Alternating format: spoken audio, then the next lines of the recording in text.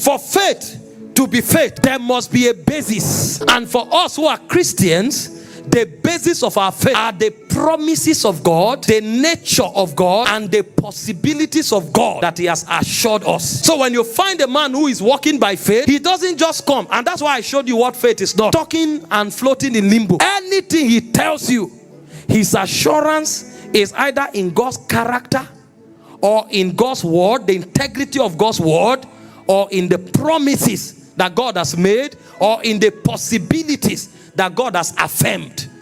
Those bases are the foundations of his faith. If I go to lay hands on the sick now, I'm not doing it because I'm being creative. I'm doing it because I believe in the integrity of the spoken word of Jesus, that when I lay hands on the sick shall recover.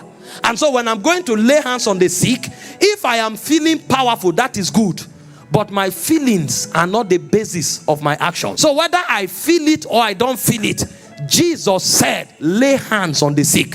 So the basis for my action must be clear at all times. The reason many don't get the faith results is because they are taking actions that are baseless. When you speak with that audacity, what is he anchoring on? Is there a word for it? Is there something you know about God's nature? And I'm saying this the way I'm saying it so that you know this is not about quoting scriptures or memorizing scriptures. If you remember scriptures, that is good. But what we are talking about here is beyond the way King James is written. Because many people feel it's not faith until it is thou shalt. Beholdest thou. That's not what we are talking about.